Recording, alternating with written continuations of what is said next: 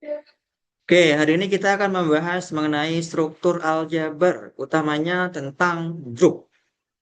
Coba kita ulas untuk materi definisinya yang sudah kita bahas di pertemuan minggu kemarin. Ini saya bikin, bukan saya yang bikin ya, tapi saya dapat dari AI tentunya. Tentunya saya sudah melakukan cross-check mengenai isinya, definisinya, teorinya, contoh-contohnya, dan semuanya itu benar. Tidak ada yang salah. Oke, kita bahas yang pertama dari grup. Definisinya itu seperti yang kita bahas kemarin. Jadi kita punya himpunan, himpunannya adalah himpunan G dengan operasi biner. Ingat ya, operasi biner itu adalah operasi dari dua elemen di suatu himpunan yang akan menghasilkan satu elemen di himpunan yang sama.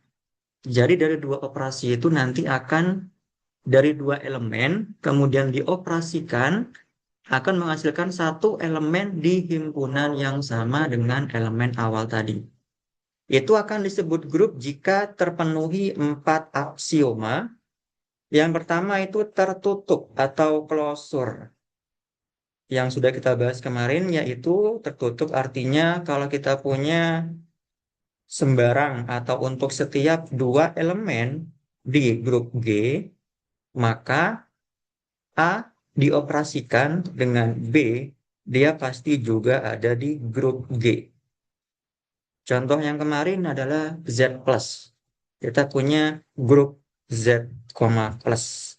Artinya himpunan bilangan bulat terhadap operasi penjumlahan. Kenapa dia tertutup? Karena sembarang dua elemen di bilangan bulat, kalau kita jumlahkan pasti hasilnya juga anggota di himpunan bilangan bulat. Itu udah pasti. Nah, yang kedua sifatnya adalah asosiatif. Kalau asosiatif itu berarti pengelompokan. Kita ambil tiga elemen, yaitu A, B, C di himpunan G, maka nanti akan berlaku yaitu A star B star C itu pasti akan sama dengan A star B star C. Jadi pengerjaannya itu dikelompokkan dulu.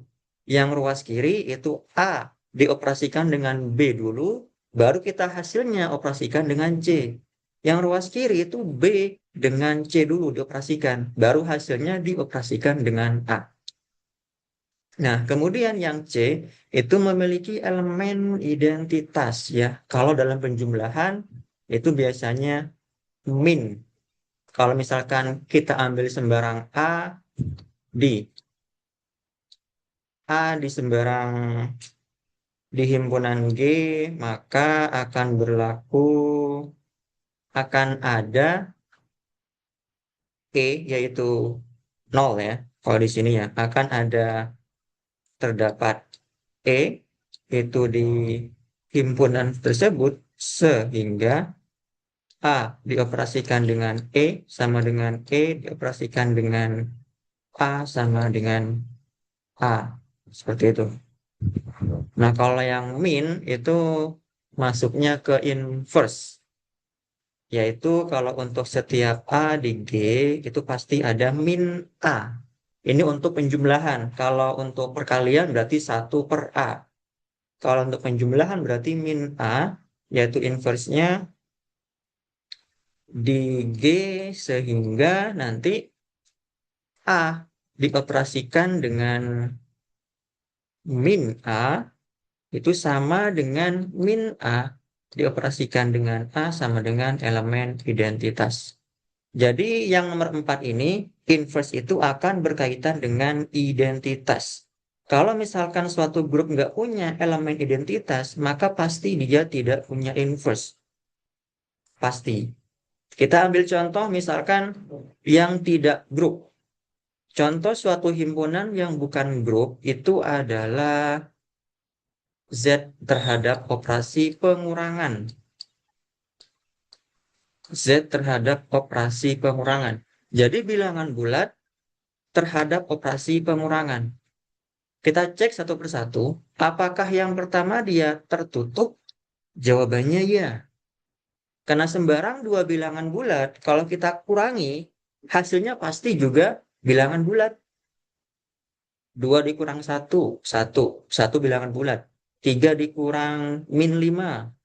3 dan min 5 itu bilangan bulat. Hasilnya pasti juga bilangan bulat. Maka yang nomor 1 ini terpenuhi. Nah, yang nomor 2, asosiatif.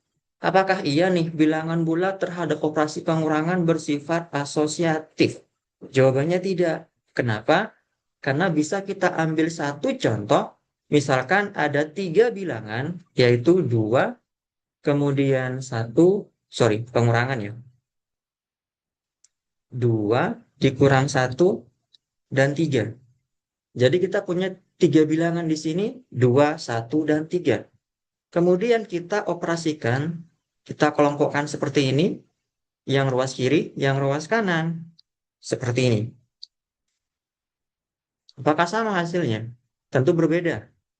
Yang di sini adalah 1 dikurang 3 itu min 2. Yang di sini 2 dikurang min 2 itu 4. Ini tidak sama. Berarti yang asosiatif dia tidak terpenuhi. Yang ketiga, apakah punya elemen identitas? Apakah punya elemen identitas? Coba kita cek. Elemen identitas itu adalah A ditambah E sama dengan E. Sorry, kalau dalam pengurangan berarti A dikurang E itu sama dengan E dikurang A. Seperti itu ya. Berarti kalau dalam pengurangan, kita akan punya A dikurang E. E itu elemen identitasnya. Apakah sama dengan E dikurang A? Seperti itu. Kita cari apakah ada nih E yang memenuhi ini. Kita ambil contoh 0. A dikurang 0, itu hasilnya A. Kemudian 0 dikurang A, hasilnya min A, berbeda. Berarti 0 tidak terpenuhi. Coba kita cari bilangan yang lain. Apakah ada bilangan lain, yaitu bilangan E, yang hasilnya kalau A dikurang E, itu pasti sama dengan E dikurang A. Kalau dalam penjumlahan ada, yaitu E-nya sama dengan 0. A ditambah E sama dengan E tambah A. E-nya sama dengan 0. Maka pasti sama dengan A. Kalau yang di sini sama nggak kira-kira? Nggak bisa. Ini harus sama dengan A ya. Nggak ada. Jadi dia tidak punya elemen identitas yang bisa menyebabkan suatu persamaan A dikurang E harus sama dengan E dikurang A harus sama dengan A. Nggak bisa. Ini jelas tidak punya elemen identitas. Nah, akibat dari yang ketiga, maka dia juga tidak punya inverse. Seperti itu. Jadi Z terhadap operasi pengurangan, dia bukan grup. Kalau terhadap operasi penjumlahan, dia grup. Contoh lain yang grup itu adalah Z terhadap operasi perkalian. Dia juga grup ya. Ya, seperti itu untuk definisi dari grup. Selanjutnya kita bahas untuk subgroup. Subgroup. Oke, subgroup itu adalah jadi ada himpunan lain selain himpunan G. Kita misalkan himpunannya adalah himpunan H di sini yang merupakan himpunan bagian atau subset dari G. Kalau ada yang belum paham mengenai subset, subset itu gambarannya seperti ini ya. Di sini ada G, yaitu himpunan yang paling besar. Di dalamnya ada himpunan yang lebih kecil, yaitu H. Ini penggambaran mengenai diagram Venn-nya. Jadi H subhimpunan atau subset dari G itu akan disebut subgroup dari G jika H terhadap operasi star juga merupakan grup dengan operasi yang sama. Jadi kalau G-nya operasinya penjumlahan, maka H juga penjumlahan. Kalau G-nya perkalian, maka H juga harus perkalian. Nah, cara membuktikan suatu himpunan itu subgroup tidak menggunakan 4 aksioma seperti grup barusan. hanya menggunakan dua pembuktian. Yang pertama, buktikanlah bahwa himpunannya itu bukan himpunan kosong. Ya, jadi himpunannya tuh harus ada isinya, meskipun cuma satu.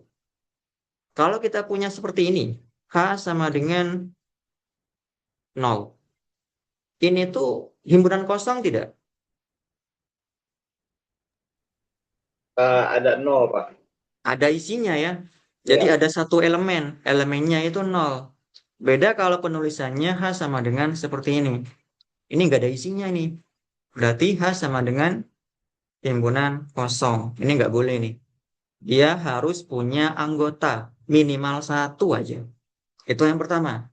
Lalu yang kedua, kita ambil dua elemen sembarang di H, A, B di H, maka kita operasikan A dan inverse dari B. A dan inverse dari B, maka dia juga harus ada di H. Contohnya, contohnya adalah kalau subgroup itu apa ya? Oke, kita punya contoh misalkan 2Z. Ini saya hapus ya. Contohnya misalkan adalah himpunan 2Z terhadap operasi penjumlahan. Ini merupakan subgroup dari Z terhadap penjumlahan. Operasinya sama. Kalau Z itu adalah himpunan bilangan bulat, maka 2Z itu adalah himpunan bilangan bulat yang dikali dengan 2. Jadi isinya itu untuk 2Z bisa min 4, min 2, 0, 2, 4, 6, 8, dan seterusnya. Ya, itu merupakan subgroup dari Z, plus. Kok bisa? Yang pertama, buktikan bahwa himpunannya bukan himpunan kosong. Ini jelas kenapa?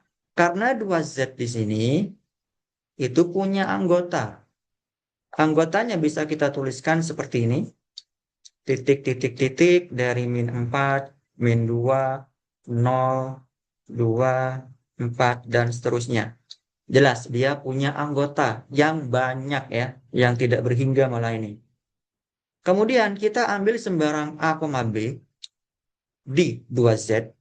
Berarti untuk setiap A, B di 2Z,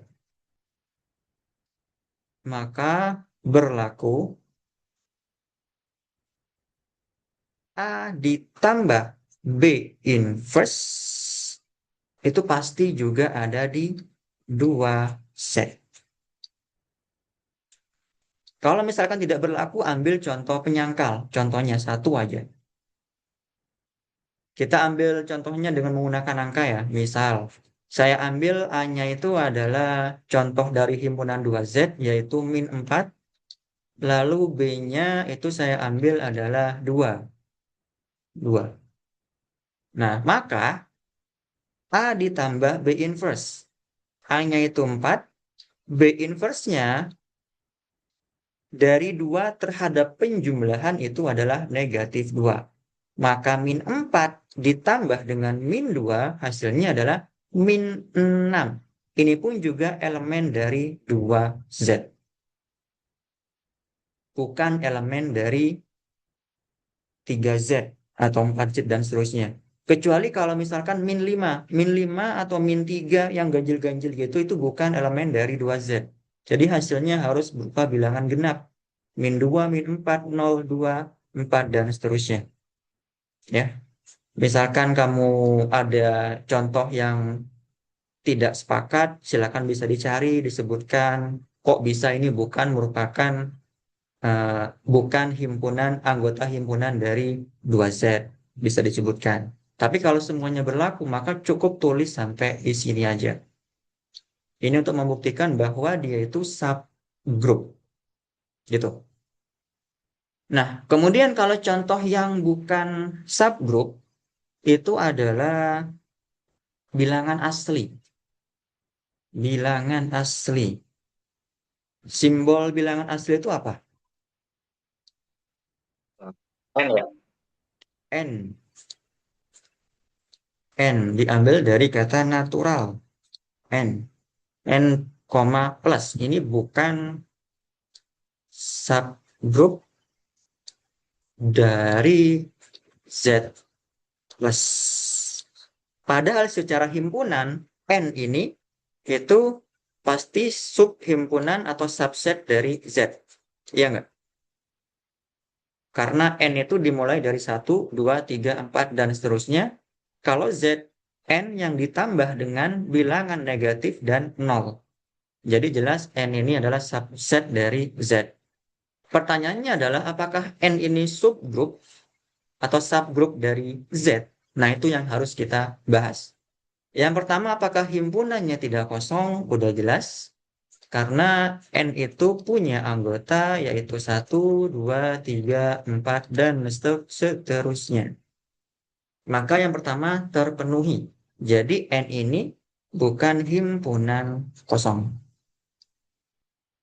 Nah, yang kedua nih kita buktikan.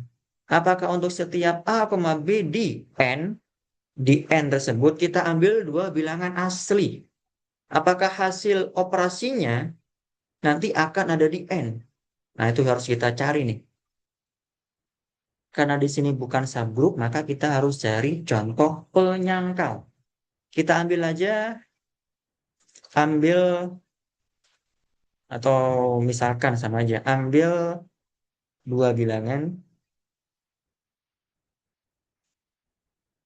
yaitu berapa ya? 1 dan 4. Kemudian kita cek nih, apakah berlaku A star B inverse. Artinya 1, karena A-nya itu 1, star berarti kita ganti dengan penjumlahan. B inverse, inverse dari 4 terhadap operasi penjumlahan, yaitu -4. Hasilnya adalah -3. Apakah -3 juga anggota dari bilangan asli?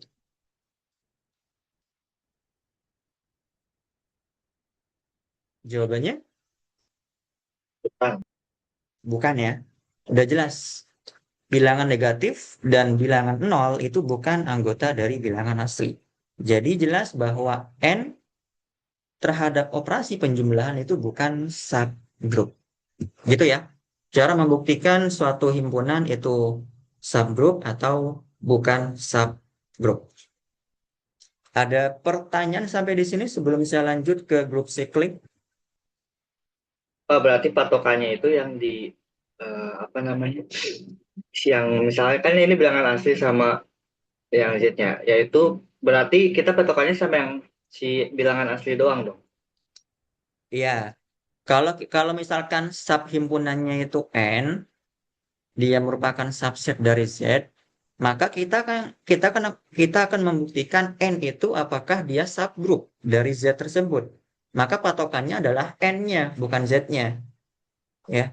Jadi yang disubsetin, subsetnya, bukan yang superset, tapi himpunan bagiannya. Gitu ya. Nah, yang ketiga ini mengenai grup siklik. Ini yang berkaitan sama soal yang kemarin tuh, grup siklik. Siklik itu artinya melingkar ya, cycle, melingkar. Oke, coba kita bahas di sini. Grup siklik, grup G disebut siklik jika ada suatu A. Ada satu anggota A di himpunan G, sehingga G itu sama dengan, ini namanya pembangkit atau generator. Pembangkit A yang diperoleh dari A pangkat N, di mana N-nya elemen bilangan bulat. Ini itu berlaku untuk perkalian. Jadi rumusnya beda untuk perkalian dan untuk penjumlahan. Ini itu untuk perkalian. Kalau untuk penjumlahan, itu G sama dengan A, yaitu N dikali A. N elemen penjumlahan. Sorry, elemen bilangan bulat. Ini untuk penjumlahan. 8. Nah, kenapa A itu disebut generator atau disebut suatu pembangkit? Karena nanti ini akan berkaitan dengan suatu himpunan bilangan bulat asli atau yang lain yang ada modulunya. Ingat modulo ya, modulo itu artinya himpunan pembicaraannya itu terbatas, bukan yang sampai dengan tak hingga. Nah, contohnya kita bahas yang keempat dulu di sini. Himpunan bilangan bulat modulo N. Kemarin sudah kita pelajari bahwa kalau Z6 itu anggotanya 0, 1, 2, 3, 4, 5. Jadi kalau misalkan kita punya 1 ditambah 7, itu hasilnya bukan 8. Bisa kita tulis 8, tapi tambahkan modulo 6. Yang artinya sama aja dengan 2. Atau 4 ditambah 2, itu sama dengan 6 modulo 6, yaitu hasilnya adalah 0. Karena himpunan semesta yang kita bicarakan tuh hanya dari 0 sampai dengan 5. Kalau Zn dalam bentuk umum, berarti anggotanya adalah dari 0, 1, 2, sampai dengan n-1 ya. Jadi sampai dengan n-1. Ini sama dengan Z6, dia n-1-nya adalah 5. Jadi hanya sampai 5. Ini dalam bentuk umumnya. Dengan operasi penjumlahan modulo N atau perkalian modulo N. Seperti ini ada Zn, plus N. Ini sebenarnya hanya untuk plus N ini sebenarnya sama dengan penjumlahan biasa. Ada N-nya ini hanya menyesuaikan dengan modulunya. Jadi kalau Z6 itu nanti plus 6. Sebenarnya sama aja dengan penjumlahan yang biasanya ya. Jadi ini sama aja dengan Zn, plus biasa. Jadi biar membedakan aja antara himpunan bilangan bulat yang biasa dengan bilangan bulat yang punya modulo. Nah, seperti ini. Jadi A plus B itu modulo N, grup abelian siklik berorde N. Abelian itu adalah suatu grup yang memenuhi 4 aksioma grup ditambah dengan sifat komutatif. Ya, komutatif itu adalah A star B sama dengan B star A. Yang ini terhadap operasi perkalian. Ya, kita singkat aja ya. Nah, contoh pentingnya di sini Z plus ini udah kita bahas kemarin, dia merupakan grup abelian atau grup komutatif. Zn, plus berarti grup abelian berorde n. Orde itu adalah banyaknya anggota dari suatu himpunan atau banyaknya anggota dari suatu modulo. Ini ya, dari himpunan bilangan bulat modulo. Misalkan Z6, ordenya ada 6, yaitu 1, 0 ini, 0 ini mewakili 1, angka 1, 1, 2, 3, 4, 5, 6. Jadi ada 6 anggota. Banyaknya anggota lah gitu. Kemudian ini Sn, grup permutasi, tidak kita bahas. Dn ini grup dihedral. Ini lanjutan dari grup-grup ya, shift salah satu jenis grup yang lain. Grup permutasi sama grup dihedral. Kemudian kita ke tabel Kelly atau tabel Chili di sini. Ini gunanya untuk apa sih? Gunanya untuk menentukan operasi biner pada grup G secara lengkap. Gampangannya seperti ini kalau kita punya suatu, misalkan Z6. Nah, Z6 itu kita punya tadi anggotanya adalah dari 0, 1, sampai dengan 5. Kita akan buat tabelnya, yaitu misalkan di sini operasinya terhadap penjumlahan, kemudian di sini anggotanya 0, 1, 2, 3, 4, 5, di sini 0, 1, 2, dan seterusnya. Oke, kebalik ya. 0, 1, 2, dan seterusnya.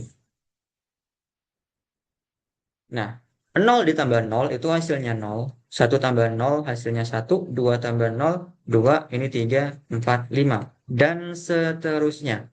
Misalkan di sini 2 tambah 5 itu adalah 7. Bukan 7 tapi 1. Ya, karena modulo. Dan seterusnya. Jadi cuman untuk menentukan operasi biner pada suatu grup. Misalkan di sini grup Z6, maka kita menentukan operasi binernya. Ya, ini tadi 1, ini 5, 4, 3, 2, 1. 0, dan seterusnya. Nah, biar gampang, saya langsung aja ke contoh-contoh soalnya. Nah, ini yang pertama kita punya contoh soal yang kemarin mengenai tentukan semua subgrup dari Z6 terhadap operasi penjumlahan. Nah, sebelum kita bahas ke soal ini, kita pahami dulu mengenai yang namanya teorema Lagrange yang di bawah ini. Teorema Lagrange, jadi kalau kita punya grup G yang berhingga dan H itu merupakan subgrup dari G, maka orde dari H itu pasti akan membagi habis orde dari G. Itu kata kuncinya. Jadi banyaknya orde dari H itu pasti akan membagi habis orde dari G. Kalau misalkan orde H-nya itu ada 2, orde G-nya ada 6. Apakah ini habis membagi? Apakah 2 habis membagi 6? Jawabannya Iya. ya. Ya, 2 itu habis membagi 6, jelas. Nah, contoh yang di sini itu adalah kita akan menentukan subgrup dari Z6, plus atau terhadap operasi penjumlahan. Nah, menurut teorema Lagrange, orde subgrup itu harus merupakan faktor dari 6. Atau cari suatu bilangan yang habis membagi 6. Ini tuh grup ya. Ini tuh grup. Kalian diminta mencari semua subgrup dari grup ini. Nah, langkah pertama ngapain? Kalian cari orde yang habis membagi banyaknya orde dari grup.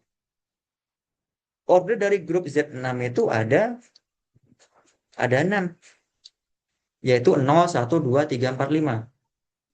Yang bisa membagi 6 itu berapa aja? Ya, 1, 2, kemudian 3, 4 tidak bisa, 5 tidak bisa, dan 6. Maka nanti kalian harus cari suatu subgrup yang ordenya 1, 2, 3, dan 6. Gimana caranya? Akan saya jelaskan di halaman berikutnya. Karena di sini terlalu sempit ya. Oke, saya jelaskan di sini aja. Pertanyaannya adalah tentukan semua subgrup dari grup Z6 terhadap operasi penjumlahan. Ini adalah grup. Ordenya atau orde dari Z6 itu sama dengan 6. Kenapa 6? Karena anggotanya dari 0, 1, 2, 3, 4, 5. Anggotanya ada 6. Kemudian kita diminta mencari berdasarkan teorema Lagrange tadi, bilangan atau orde yang habis membagi 6. Ya, atau faktor dari 6 gampangannya. Faktor dari 6 yaitu 1, 2, 3, dan 6. Maka nanti kita cari suatu subgrup yang ordenya dari orde 1, 2, 3, 6.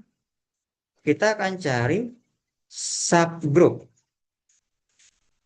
yang pertama itu dari orde 1. Yang kedua orde 2, yang ketiga orde 3, yang keempat orde 6. Gimana caranya? Oke. Kalau untuk orde 1 itu kalian paham maknanya ya. Jadi maknanya itu adalah misalkan seperti ini. Ini tuh ordenya ada 1. Kemudian seperti ini. Ini juga ordenya 1. Kalau yang orde 3 adalah contohnya 2, 3, 5. Ini orde 3. Ya, jadi orde itu banyaknya anggota dari suatu himpunan. Seperti itu. Nah, di sini kita menggunakan sifat dari grup siklik, yaitu suatu pembangkit atau generator. Yang tadi tuh. Coba kita cek dulu sebentar definisinya. Tuh. G sama dengan dibangkitkan oleh A, suatu generator, yaitu A pangkat N. Ini untuk perkalian. Tapi kalau penjumlahan itu N dikali A. Grup siklik, yaitu G, yaitu pembangkitnya adalah A sama dengan N dikali A dengan N-nya elemen himpunan bilangan bulat. N dikali A ini maksudnya gimana? Maksudnya adalah A yang ditambah A ditambah sampai dengan A sampai dia N kali.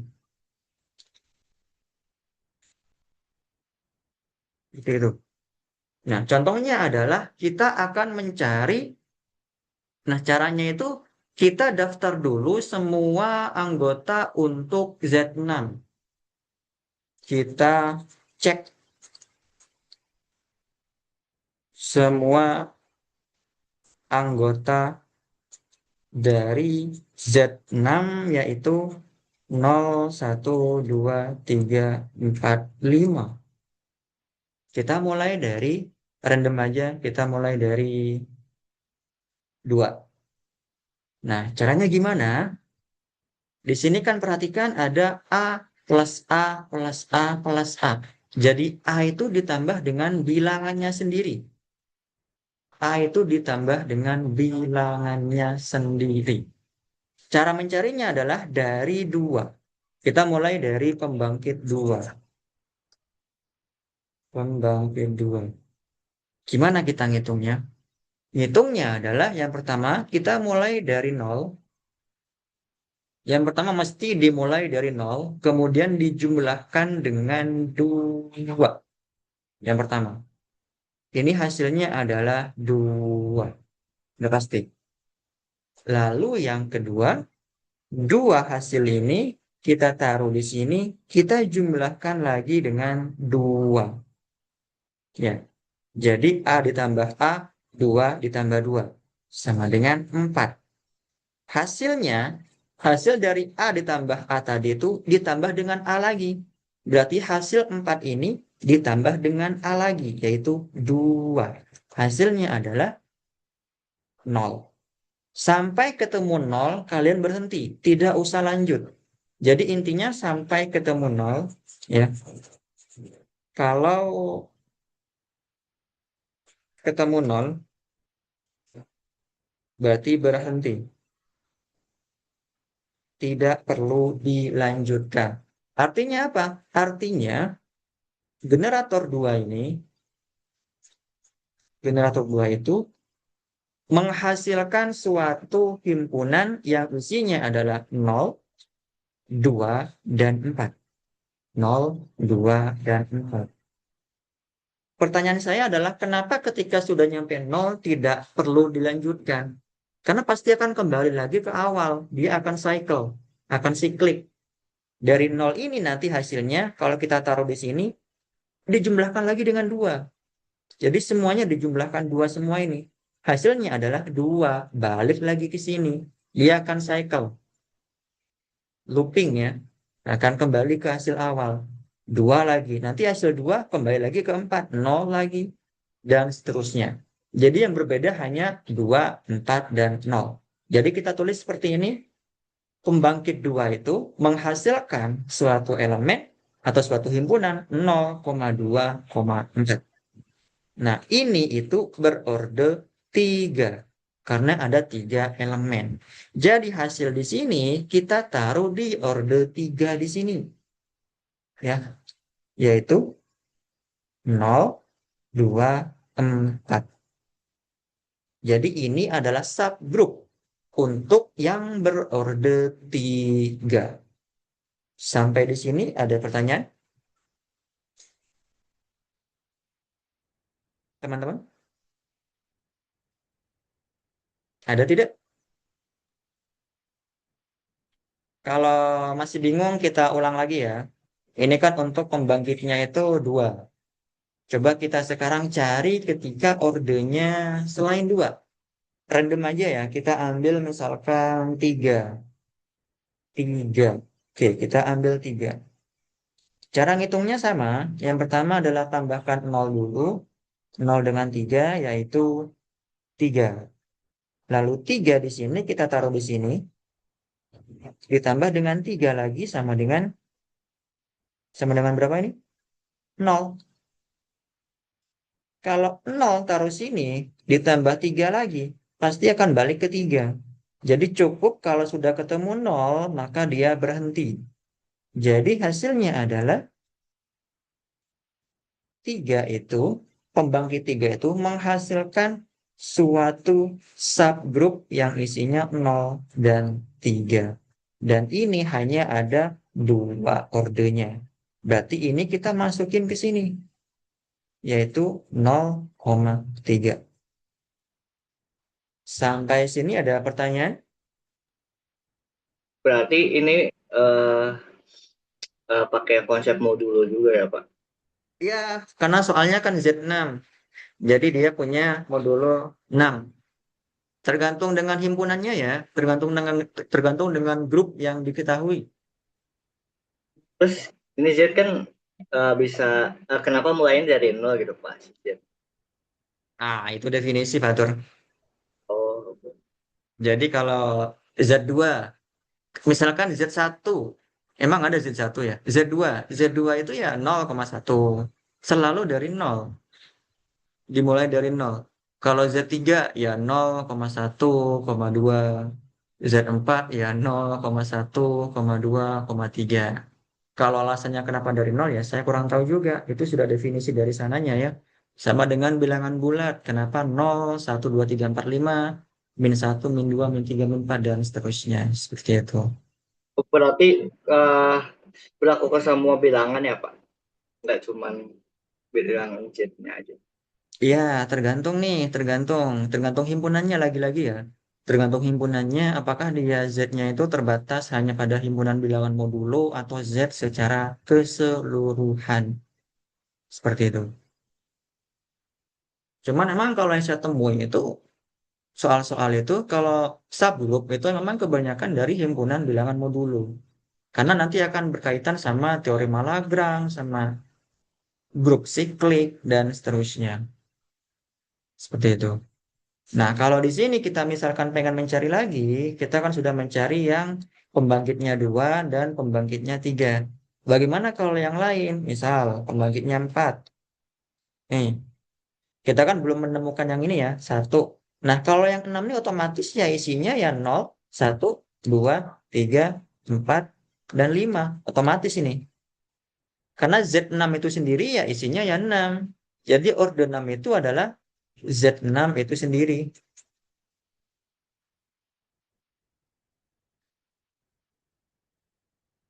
Nah, kalau 4 gimana kalau 4 misalkan? Berarti 0 ditambah 4 itu 4.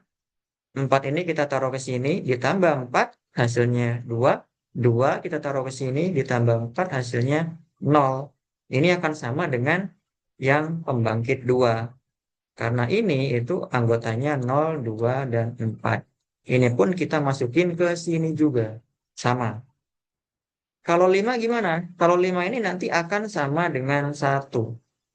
Akan sama dengan 6 kalau nggak salah. Ya, bisa dicoba sendiri lah. Kok 6 sih? Sama dengan orde 6, bukan 6. Ya, seperti ini.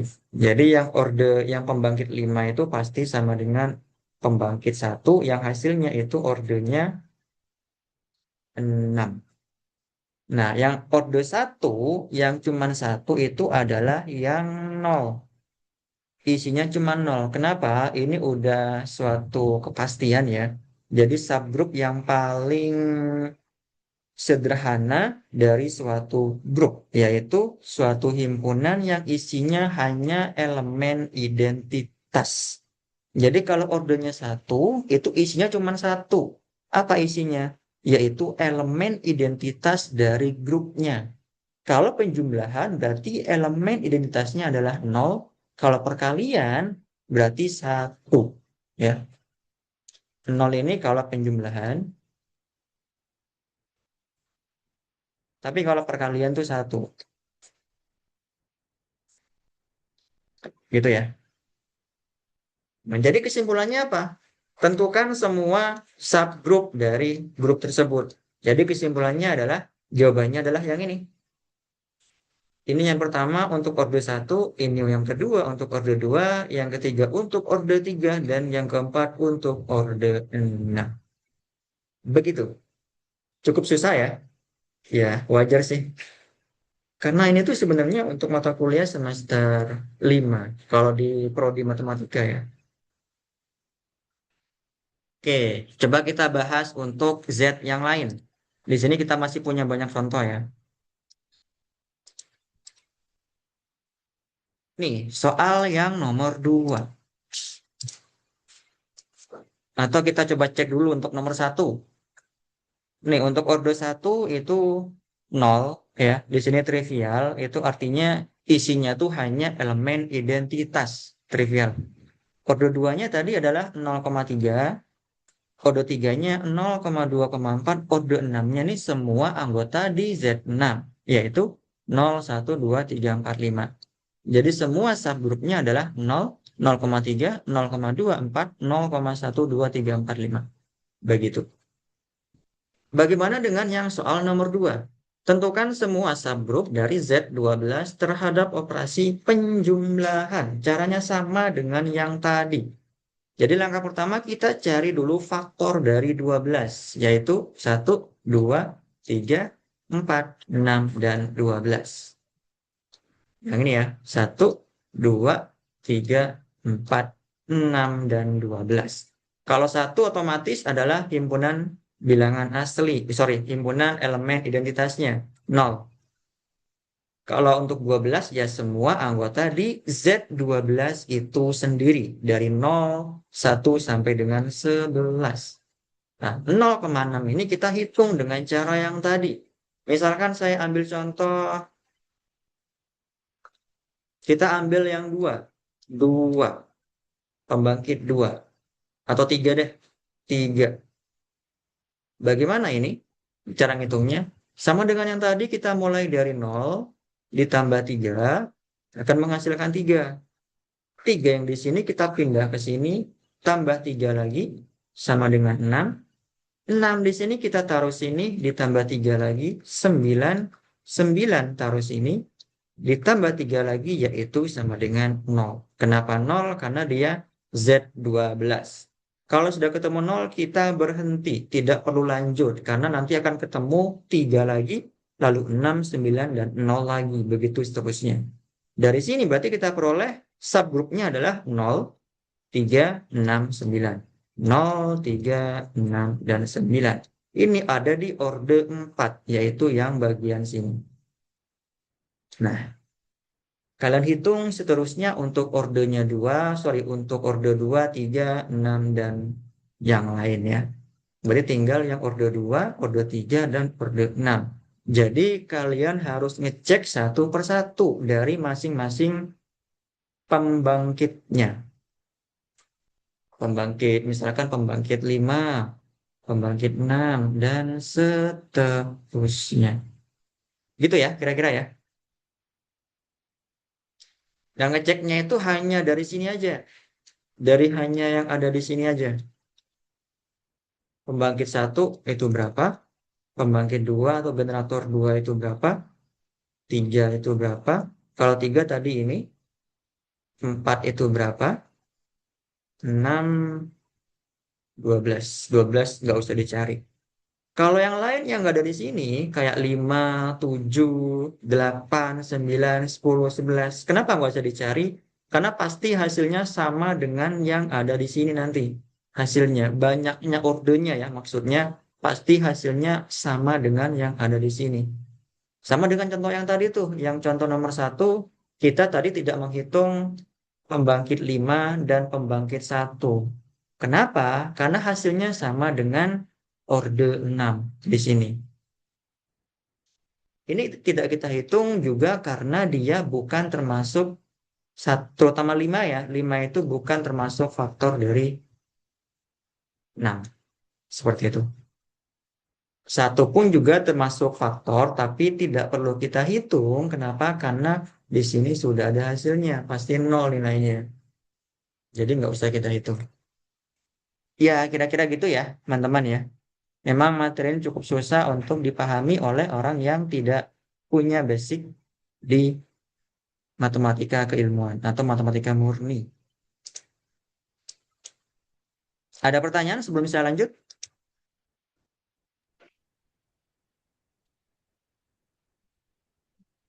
Oh, berarti kalau misalkan ini kan Z 12 kan itu banyak ya Pak. Berarti satu-satu dong Z.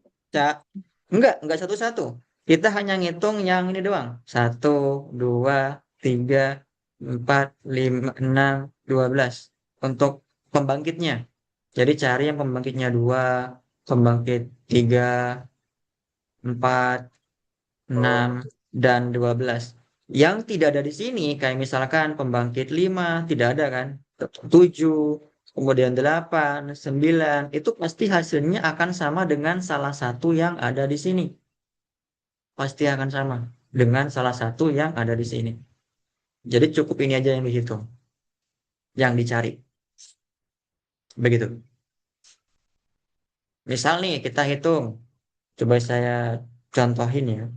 Untuk yang 5, 5, 5 itu berarti 0 tambah 5 sama dengan 5, 5 tambah 5 itu sama dengan 10, 10 tambah 5 itu sama dengan 3, 3 tambah 5, 8, 8 tambah 5, 13, 13 tambah 5 itu 18 kurang 12, 6, 6 tambah 5 itu 11, 11 tambah 5 itu 16 kurangi 12, 4, 4 tambah 5 itu 9, 9 tambah 5 itu 2, 2 tambah 5 itu 7, 7 tambah 5 itu 0. Nah, udah semua ya? Mm-mm. Berarti di sini masuknya ke 0, kemudian 1 belum ada di sini. 1, 0, 2, 3, kemudian 4, 5, 6, 7, 8, 9, 10, 11. Oh, ini salah nih. Bukan 13 nih harusnya. Ini 1. Oke, 1 ada ya. Berarti semuanya ada nih. Dari 1 sampai dengan 12. Dari 1 sampai 12 itu ada. Artinya apa? Artinya pembangkit 5 ini sama aja dengan 12 itu sendiri nanti. Ya. Jadi nggak perlu dicari untuk order 5. Begitu juga order 7 ini, bukan order 7 ya, apa pembangkit 7, pembangkit 8, dan pembangkit 9 ini tidak usah dicari. Tidak usah dicari. Karena pasti hasilnya ada di salah satu yang di sebelah kiri ini. Gitu ya. Ada pertanyaan lagi yang lain? Pak, izin bertanya. Tadi kan syarat dari subgrup sama grup itu 2Z, eh apa kebalik ya Pak? Ya 2Z elemen dari Z atau yang Z elemen dari 2Z. Nah itu kan eh, kalau misalkan di 2Z-in itu sama bakalan keulang kayak sirkular gitu. Kembali ke Ya. nol. Nggak bakalan lebih gitu. Oh yang itu. Oke, bentar.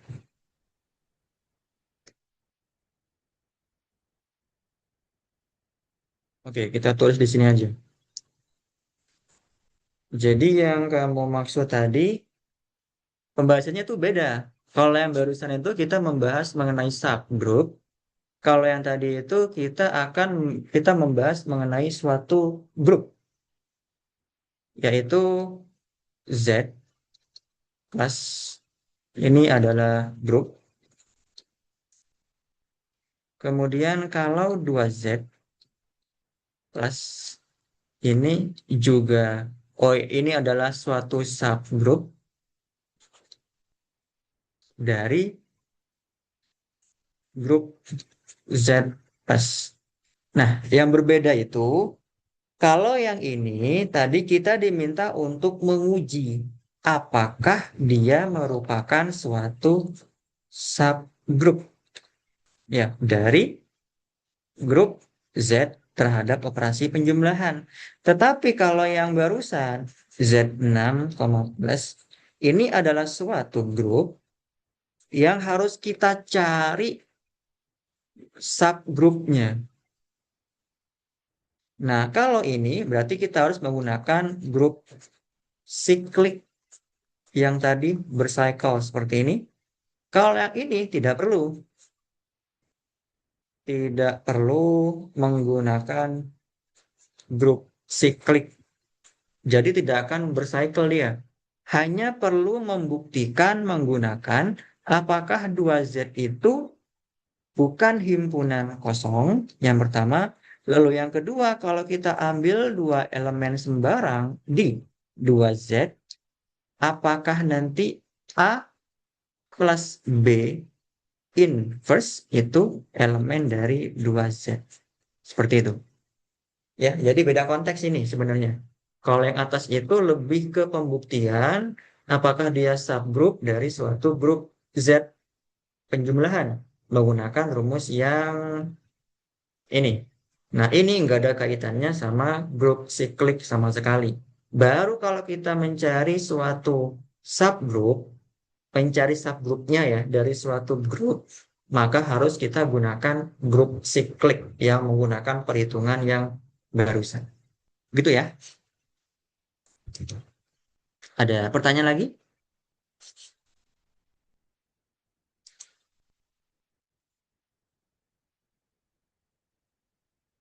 Nah, coba kita bahas untuk yang nomor 3. Tunjukkan bahwa Z7 plus adalah grup siklik dan tentukan generatornya. Nah, soal ini nomor 3 ini beda sama soal nomor 1 dan nomor 2. Kenapa? Nomor 1 itu diminta mencari atau menentukan semua subgroup dari Z6 dan Z12. Jadi ini adalah grup dan ini pun juga adalah grup. Diminta mencari subgrupnya.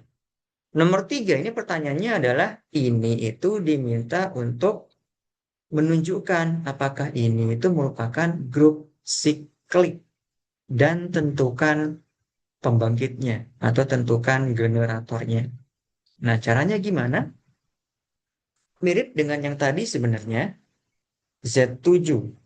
Z7 itu kita punya anggota dari 0, 1 sampai dengan 6. Seperti ini. Ya. Nah, di sana ada suatu deskripsi. Z7 plus itu adalah grup abelian hingga dengan orde prima 7.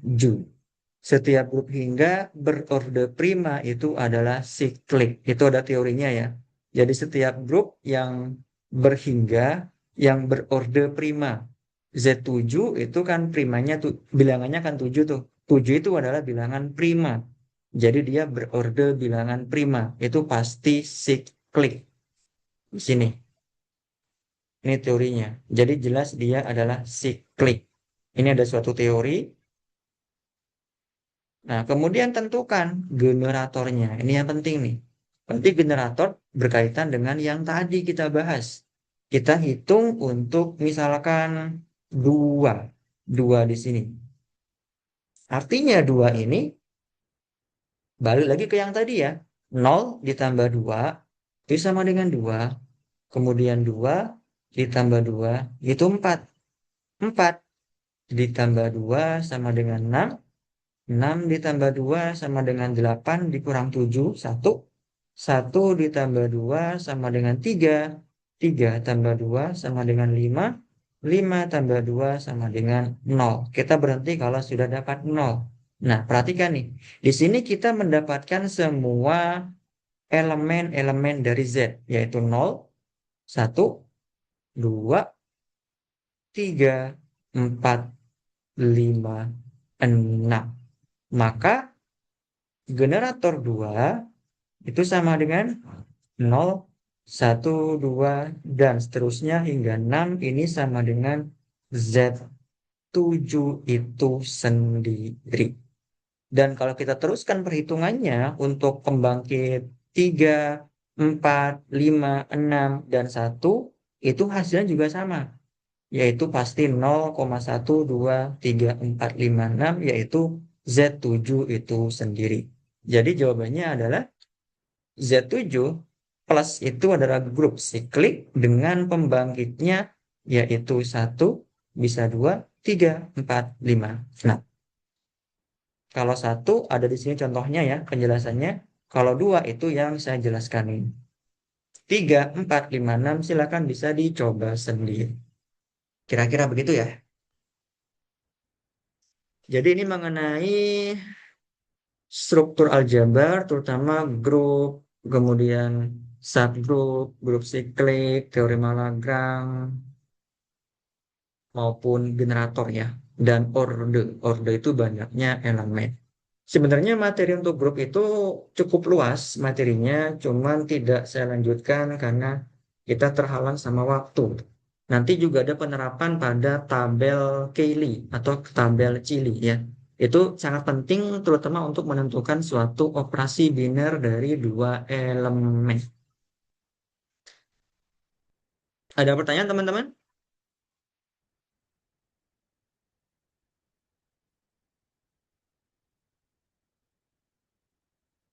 Adakah pertanyaan? Tidak ada? Sok silakan kalau mau bertanya.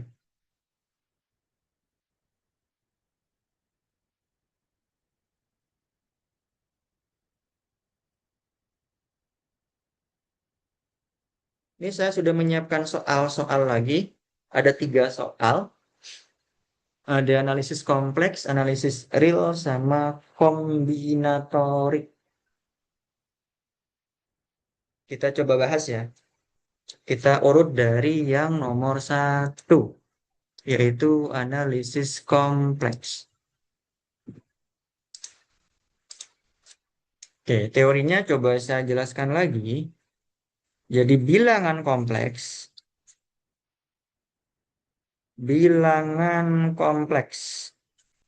itu punya bentuk umum Z sama dengan X ditambah IY. X ini itu mewakili bilangan real dari Z, sedangkan Y ini mewakili bilangan imajiner dari Z. Yang kalau kita gambarkan dalam bentuk grafik, maka yang grafik sumbu X ini adalah real dari Z, yang grafik sumbu Y ini adalah imajiner dari Z. Lalu ada yang namanya modulus atau R. Itu adalah akar dari X kuadrat ditambah Y kuadrat. Atau jarak dari titik pusat 0,0 ke 0,0 ya. 0,0 ke titik A, B. Oke, kalau di sini bukan A, B tapi X, Y. Nah, misalkan ringnya itu di sini, katakanlah di sini itu 2, kemudian Z-nya itu di sini akar 3. Maka modulusnya itu adalah dari titik 0,0 ke sini. Ini adalah R. Seperti itu. Nah, bagaimana kalau kita punya soal yang seperti ini? Z sama dengan 4 plus 3I dibagi 2 min 2I. Nah, dalam bilangan kompleks itu kita juga mengenal yang namanya konjugat. Konjugat itu kita simbolkan Z topi. Dia adalah bilangan kompleks tetapi dengan mengubah operasi pada bagian imajiner. Jadi definisinya adalah X min I Y.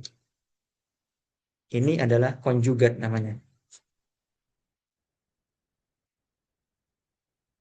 Konjugat dari bilangan kompleks Z. Seperti itu. Dan definisi untuk I kuadrat itu sama dengan min 1 ya. Ini jangan sampai lupa. Nah, gimana cara menyelesaikan soal nomor 1? Ada yang punya ide cara ngerjain soalnya? Barangkali bisa menggunakan teori apa gitu? Atau modifikasi dari penyebut, pembilang, diapakan kira-kira nomor 1? Dirasionalin bukan, Pak? Dirasionalin. Gimana itu? Dua-duanya penyebut sama pembilang sama-sama dikali 2 plus 2i. Ya, atau dalam istilah di sini itu dikali dengan konjugatnya. Dikali dengan konjugat. Jadi dari Z sama dengan 4 ditambah 3i dibagi 2 min 2i. Itu kita kalikan dengan konjugat dari bagian penyebut. 2 ditambah 2i dibagi 2 ditambah 2i. Seperti itu. Nah, ini tinggal dikaliin satu per satu. 8 dikali 2 itu 8, 4 dikali 2 itu 8. 4 dikali 2i itu 8i. 3i dikali 2 itu 6i. Kemudian 3i dikali 2i. 6i kuadrat. I kuadrat sama dengan min 1. Berarti min 6. Dibagi dengan 2 dikali 2 itu 4. Kemudian ditambah berapa ini? Min 2i dikali 2i.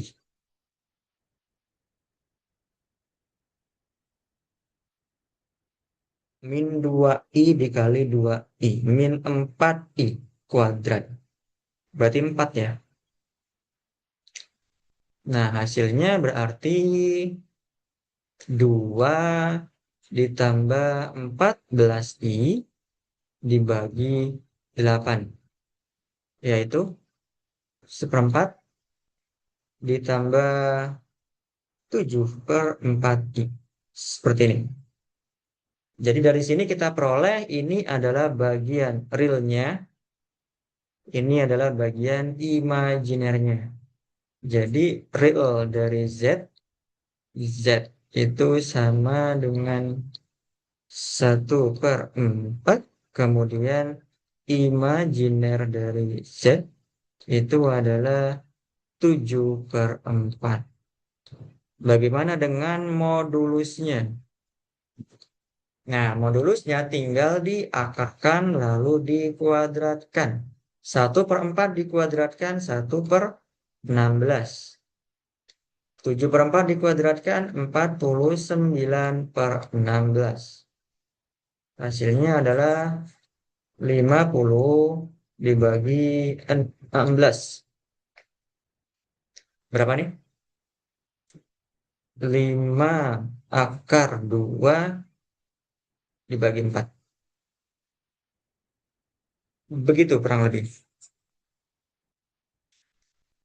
Jadi untuk bagian realnya itu 1/4, imajinernya 7/4, lalu modulusnya adalah 5/4 akar 2. Gitu ya teman-teman, ada pertanyaan? Untuk soal nomor 1. Berarti tujuannya ngilangin imajiner di bawahnya ya, Pak? Ya, itu harus kita hilangin dulu. Karena di sana ada kombinasi dari pecahan dan pengurangan serta penjumlahan. Harus kita gabung menjadi bentuk umumnya yang seperti ini. Harus diubah ke bentuk yang seperti ini ya. Yang ini. Begitu. Ada lagi pertanyaan?